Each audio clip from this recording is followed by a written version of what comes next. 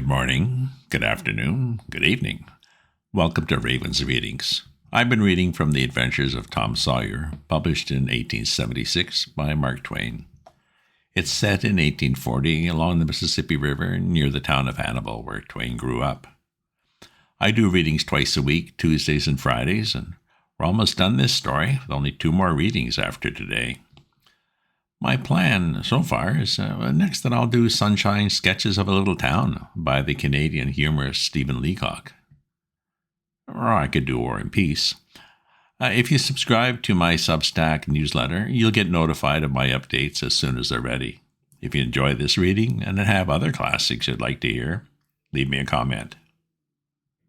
In the last chapters, we followed some brave adventures by Huck, but Tom and Becky are still lost. Chapter 31. Now to return to Tom and Becky's share in the picnic. They tripped along the murky aisles with the rest of the company, visiting the familiar wonders of the cave, wonders dubbed with the rather over-descriptive names such as the drawing room, the cathedral, Aladdin's palace, and so on.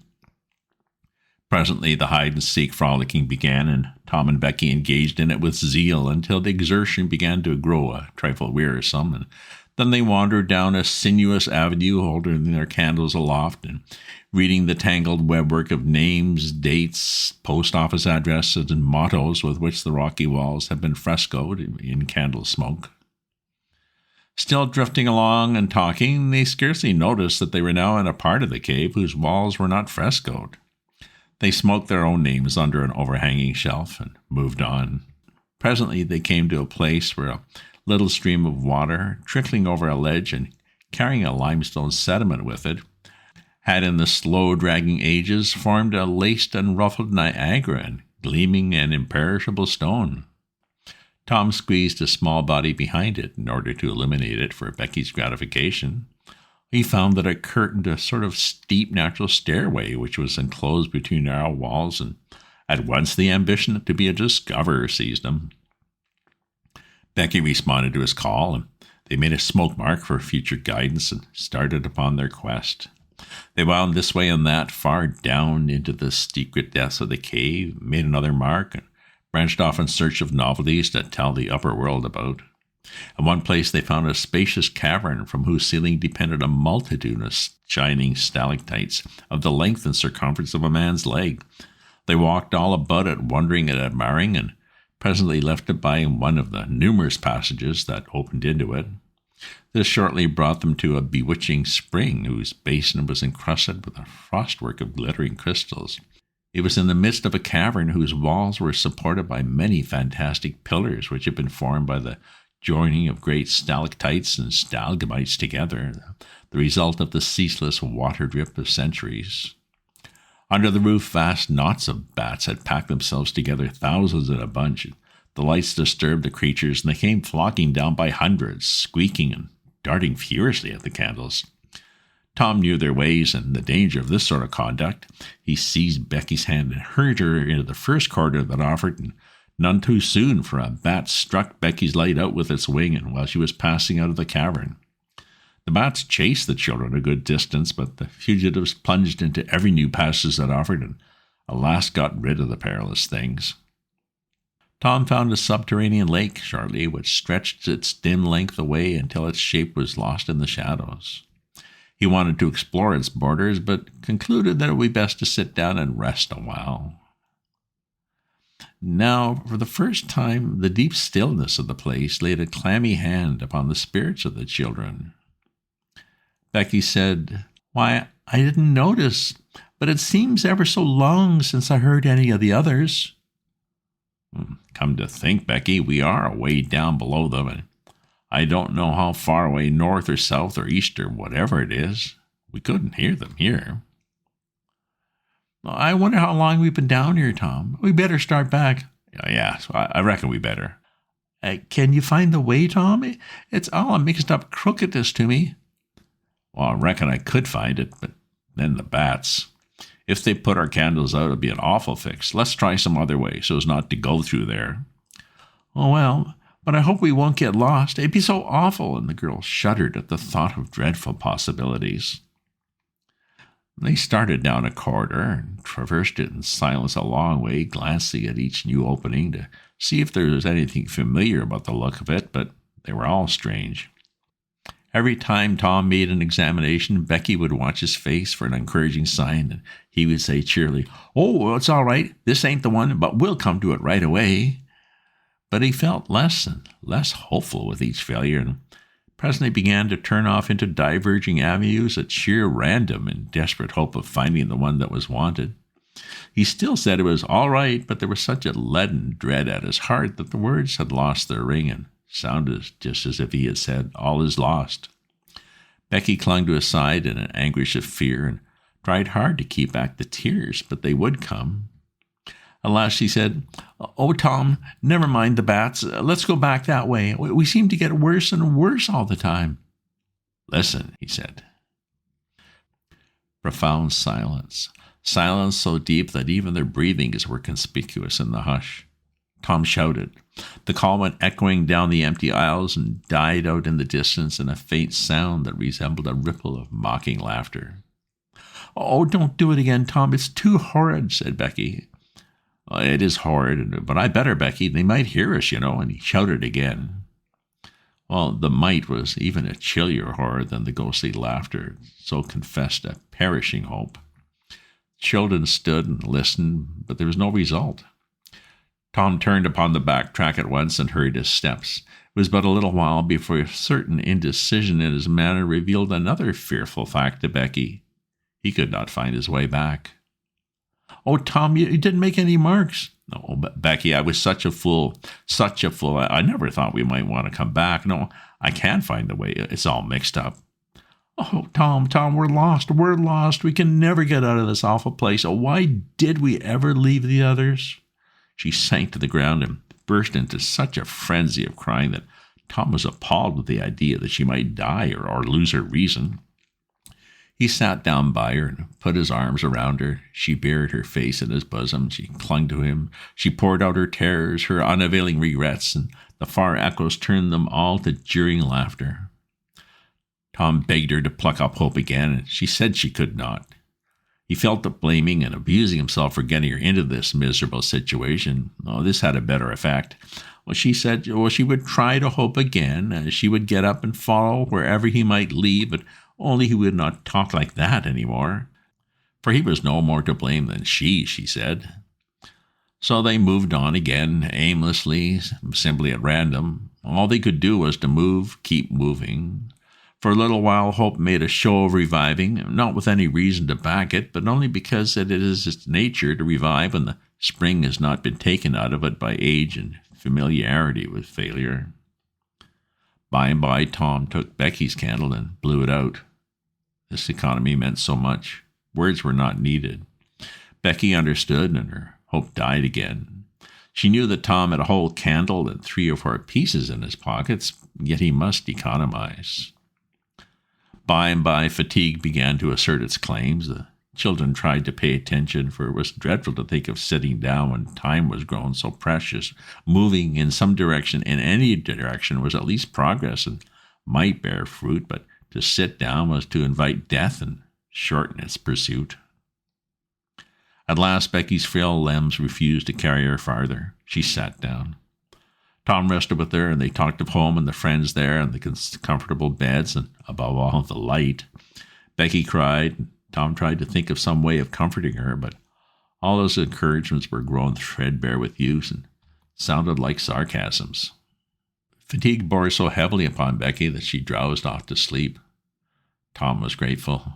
He sat looking into her drawn face and saw it grow smooth and natural under the influence of pleasant dreams, and by and by a smile dawned and rested there.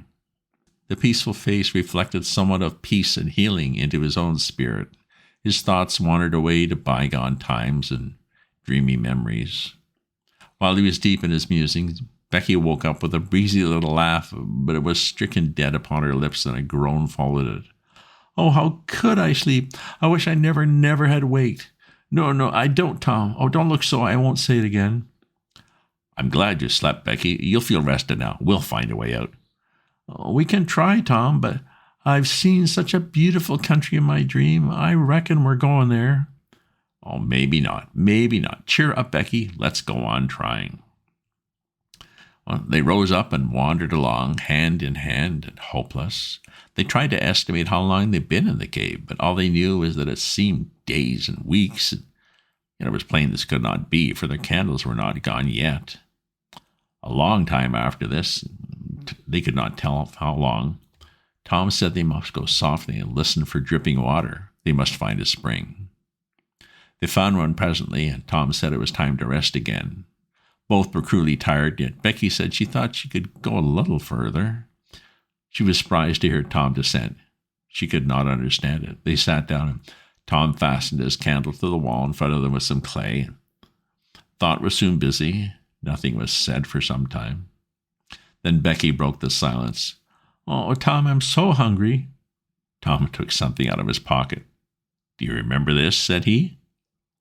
Becky almost smiled. It's our wedding cake, Tom. Yes. I wish it was as big as a barrel, for it's all we've got. Oh, I saved it from the picnic for us to dream on, Tom, the way grown-up people do with wedding cake, and it'll be our... She dropped the sentence where it was. Tom divided the cake, and Becky ate with good appetite, while Tom nibbled at his moiety. There was an abundance of cold water to finish the feast with. By and by, Becky suggested they move on again. Tom was silent a moment, and then he said, Becky, can you bear it if I tell you something? Becky's face paled, but she thought she could. Well then, Becky, we must stay here, where there's water to drink. That little piece is our last candle. Becky gave loose to tears and wailings. Tom did what he could to comfort her, but with little effect. At last Becky said, Tom. Well, Becky, they'll miss us and hunt for us. Oh, yes, they will. Certainly they will. Oh, maybe they're hunting for us now, Tom. Well, I reckon maybe they are. I hope they are. When will they miss us, Tom? When they get back to the boat, I reckon. Tom, it might be dark then. Would they notice we hadn't come? I don't know, but anyway, your mother would miss you as soon as they got home. A frightened look in Becky's face brought Tom to his senses, and he saw that he'd made a blunder. Becky was not to have gone home that night. The children became silent and thoughtful. In a moment, a new burst of grief from Becky showed Tom that the thing in his mind had struck hers also, that the Sabbath morning might be half spent before Mrs. Thatcher discovered that Becky was not at Mrs. Harper's. The children fastened their eyes upon their bit of candle and watched it melt slowly and piteously away, saw the half-inch of wick stand alone at last, saw the feeble flame rise and fall, climb the thin column of smoke, linger at its top a moment, and then the horror of darkness reigned.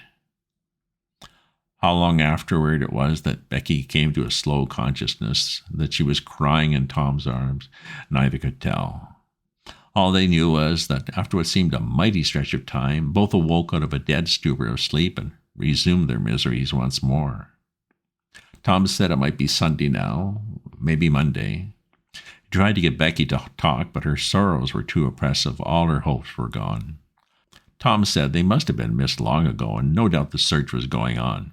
He would shout, and maybe someone would come. He tried it, but in the darkness the echoes sounded so hideous that he tried no more. The hours wasted away, and hunger came to torment the captives again. A portion of Tom's half of the cake was left, and they divided and ate it, but they seemed hungrier than before. The poor morsel of food only whetted desire.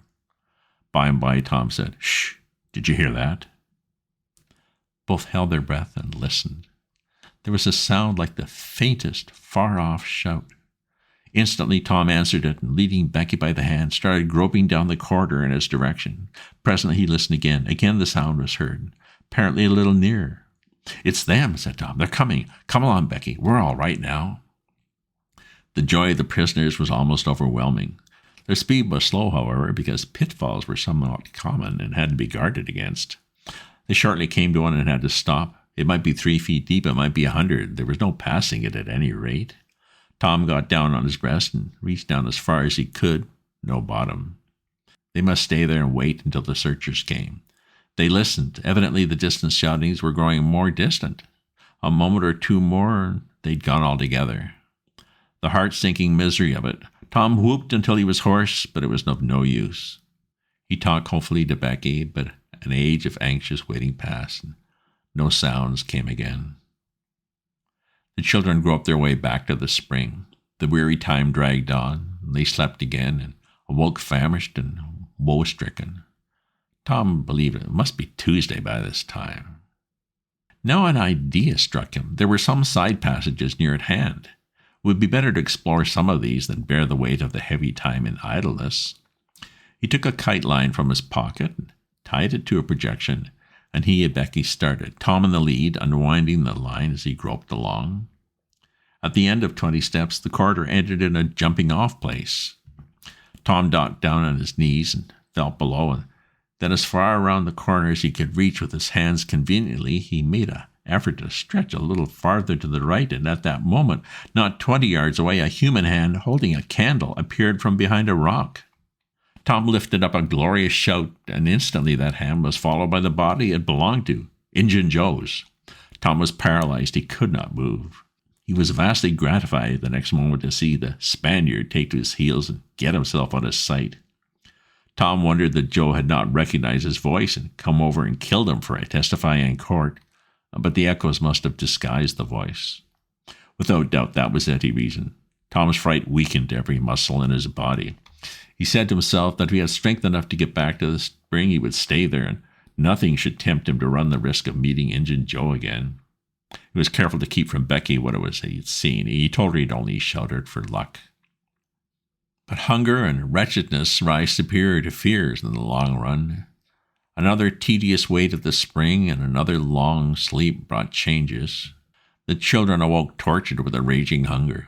Tom believed it must be Wednesday or Thursday or even Friday or Saturday now, and that the search had been given over. He proposed to explore another passage. He felt willing to risk Injun Joe and all of their terrors, but Becky was very weak. She had sunk into a dreary apathy and would not be roused. She said she would wait now where she was and die. It would not be long.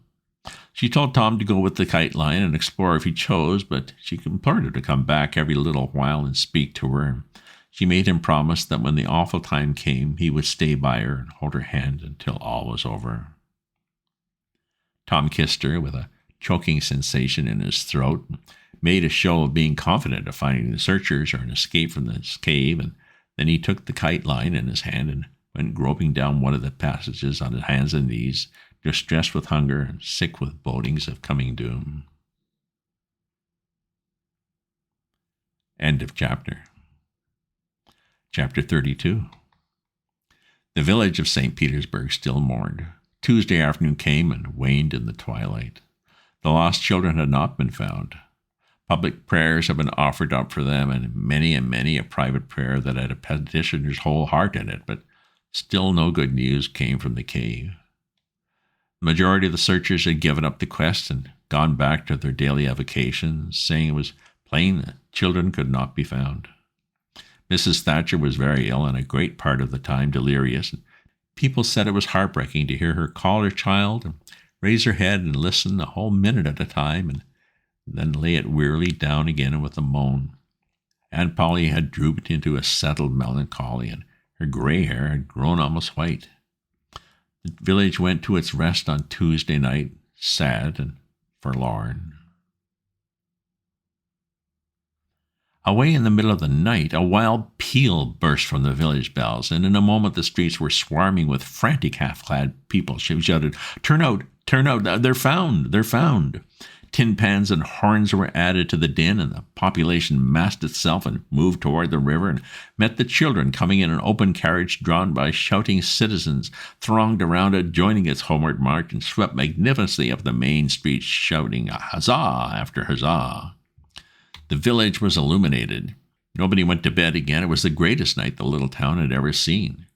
During the first half hour, a procession of villagers filed through Judge Thatcher's house, seized the saved ones and kissed them, squeezed Mrs. Thatcher's hand, tried to speak but couldn't, and drifted out, raining tears all over the place. Aunt Polly's happiness was complete, and Mrs. Thatcher's nearly so. It would be complete, however, as soon as the messenger dispatched with the great news down to the cave should get word to her husband. Tom lay upon a sofa with an eager auditory about him and told the history of the wonderful adventures, putting in many striking additions to adorn it withal, and closing with a description of how he left Becky and went on an exploring expedition, and how he followed 2 avenues as far as his kite line would reach, and how he followed a third to the fullest stretch of the kite line, and about to turn back when he glimpsed a far-off speck that looked like daylight, and he dropped the line and groped toward it, pushed his head and shoulders through a small hole, and saw the broad Mississippi rolling by. And if it had only happened to be night, he would not have seen that speck of daylight and would not have explored that passage any more. He told how he went back for Becky and broke the good news, and she told him not to fret her with such stuff, so she was tired and knew she was going to die and wanted to. He described how he labored with her and convinced her, and how she almost died for joy when she had groped to where she could actually see the blue speck of daylight, and how he pushed his way out at the hole and then helped her out, and how they sat there and cried for gladness, and how some men came along in a skiff, and Tom hailed them and told them their situation and their famished condition, and how the men didn't believe the wild tale at first, because, they said, "You're 5 miles down the river below the valley the cave is in," and then took them aboard and rowed them to a house and gave them supper and made them rest till 2 or 3 hours after dark, and then brought them home. Before day dawned, Judge Thatcher and the handful of searchers with him were tracked out in the cave by the twine clues they had strung behind them and informed of the great news. 3 days and nights of toil and hunger in the cave were not to be shaken off at once, as Tom and Becky soon discovered. They were bedridden all of Wednesday and Thursday, and seemed to grow more and more tired and worn all the time. Tom got out a little on Thursday, was downtown Friday, and nearly as whole as ever Saturday, but Becky did not leave her room till Sunday, and then she looked as if she'd passed through a wasting illness.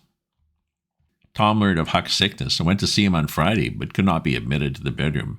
Neither could he on Saturday or Sunday. He was admitted daily after that, but was warned to keep still about his adventure and introduce no exciting topic. The widow Douglas stayed by to see that he obeyed. At home, Tom learned of the Cardiff Hill event, also that the ragged man's body had eventually been found in the river near the ferry landing, and he'd been drowned while trying to escape, perhaps. About a fortnight after Tom's rescue from the cave, he started off to visit Huck, grown plenty strong enough now to hear exciting talk, and Tom had some that would interest him, he thought. Judge Thatcher's house was on Tom's way, and he stopped to see Becky. The judge and some friends set Tom to talking, and someone asked him ironically if he wouldn't like to go to the cave again. And Tom said he thought he wouldn't mind it. The judge said, "Well, there are others like you, Tom, I'm not the least doubt, but we've taken care of that. Nobody will get lost in that cave anymore." "Why?" "Well, because I had its big door sheathed with boiler iron 2 weeks ago and triple locked, and I've got the keys." Tom turned as white as a sheet. "Oh, what's the matter, boy? Here, run, somebody, fetch a glass of water." The water was brought and thrown into Tom's face. "Now you're all right. Oh, what's the matter with you, Tom?" "Oh, Judge, Injun Joe's in the cave." End of chapter. Well, certainly glad that Tom and Becky had been found alive, but what about Injun Joe? Do you think he had several ways in and out of the caves? Remember to let me know what your preferences are for readings. If you subscribe to my newsletter, you'll get notified of my updates as soon as they're ready. If you enjoy this reading or have other classics you'd like to hear, leave me a comment. Check out my other posts on my Substack at ravensview.substack.com, and remember to share this with your friends. Ta-ta for now.